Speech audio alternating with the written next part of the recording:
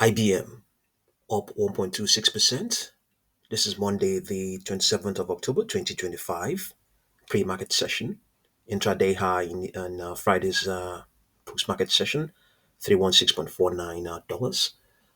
So before the company announced the news that it could run error correcting algorithms on AMD's commercially available FPGA chips, it had already resumed its upward trend. So the extrapolation we have on this daily chart is saying that it's going to remain strong. The strength data picked up since all the way back to the 17th of October is expected to remain that way up till Tuesday, tomorrow, the day 28th. And then after that, it may contract going all the way towards Thursday, the 30th, and then resume the uptrend after that. Projections are currently saying let's see, downward projections first: 273.78, 276.97, 282.12, and then upper project, yeah, still downward projections: 300.63, 317.76, and then 328.34. Yeah, okay, 317 is an upper projection, 317 upper projection, yeah, 317.76 and upper is an upper projection. These were in place as of July. As things stand right now, let's see what we have. Nothing to the upside, mostly downward projections: 220.42, 232.18, 251.21. But this is the daily chart. Let's just have a look at its week at its 4 hour chart to see what we have there. On this 4 hour chart, let's see what we have. The extrapolation is saying that yeah, it's going to maintain the strength it has going all the way towards midday tomorrow, the 28th, and then after that may contract going all the way towards midday of Wednesday, the 12th. So midday of Wednesday the 29th, and then after that the uptrend may resume. Projections here to 85.45, nothing to the upside.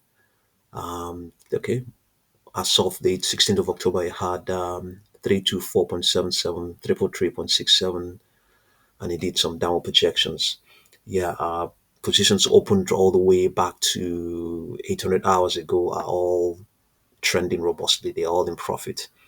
Yeah, but momentum, it varies, has been varying from time to time, and as things stand right now, the momentum, let's see, is has improved, but the pace improved? Yeah, the pace has equally improved as well. So let's hear more about what's going on with all of that algorithm disclosures that the company announced. On Friday, October 23, or around that date, IBM surged into the spotlight after announcing a potentially game changing progress in the quantum computing arena. The headline: IBM researchers successfully ran a key quantum error correction algorithm in real time on a commercial AMD FPGA chip, that is, a commonly available classical compute engine. This result triggered sharp movement in the markets. IBM's stock jumped nearly 7 to 8%, marking its strongest single day performance in months. And AMD also saw strong gains as investors recognized the potential knock on effects of the breakthrough. What's actually going on, technically speaking? The challenge is that quantum bits, or qubits, are highly error prone and fragile.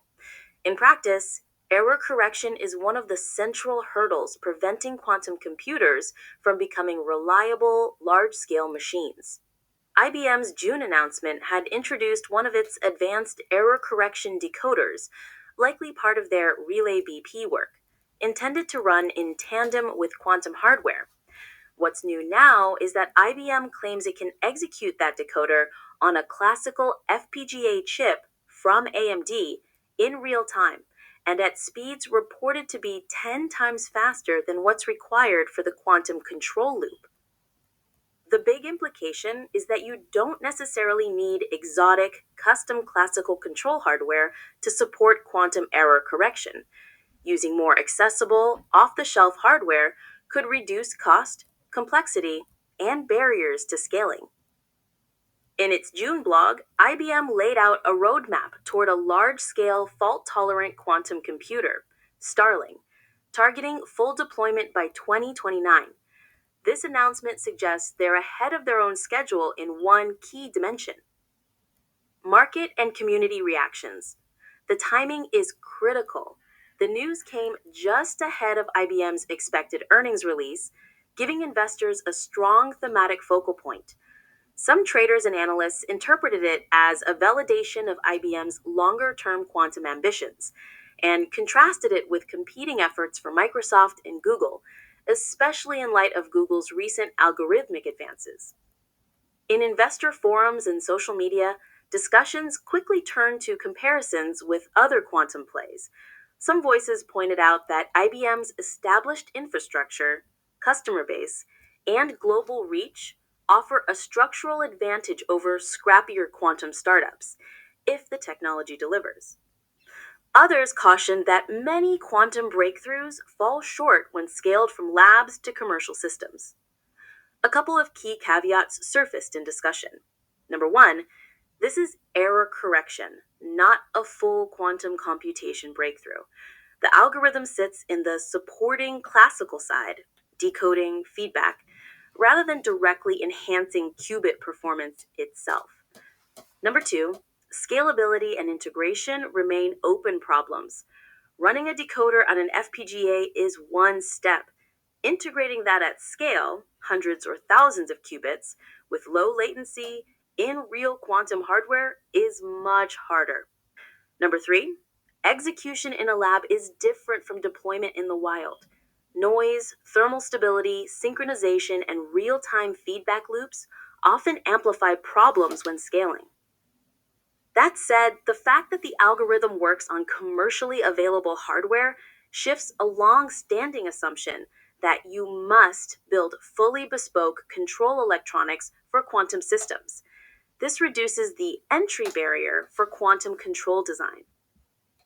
Competitive landscape and strategic implications. IBM is clearly positioning itself to lead the quantum race, not just via qubit hardware, but by controlling key parts of the classical side: error correction, control systems. Their Starling roadmap already relies on modular architectures, fault tolerant codes, and real time decoding strategies. Google and Microsoft are fierce competitors. Google, for instance, recently announced advances in quantum algorithms, optimization, mitigation techniques that could shift the balance. Microsoft's approach emphasizes hybrid classical quantum systems and integration with Azure. The new IBM AMD result suggests that IBM is trying to close the gap or widen its lead, not just in qubit hardware, but in bridging quantum plus classical control systems. For AMD, the win is substantial. They become a critical component supplier in the quantum stack, not just GPUs and CPUs. The fact that their FPGA hardware is being used in this context enhances their credibility in high end compute markets. For markets, this kind of breakthrough helps reframe quantum from far off dream to near term bet. Even if quantum revenue is not material now, investor sentiment often swings on belief in long term disruption. The risks and open questions. How well will this decoder scale?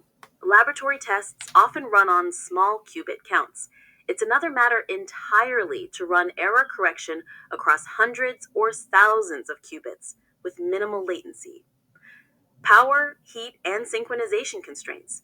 FPGAs running high speed decoding will generate heat and need to coordinate tightly with quantum hardware. Introducing more classical hardware near cryogenic setups or in tight integration may not be trivial. Integration into full stack quantum systems. The classical decoder is one piece. You still need reliable qubit coherence, gate fidelity, interconnects, logical level architectures, and error management across modules. Reliability. Running 10 times faster than necessary in ideal lab settings is promising, but real world systems might reveal edge cases, memory bottlenecks, or unexpected latencies.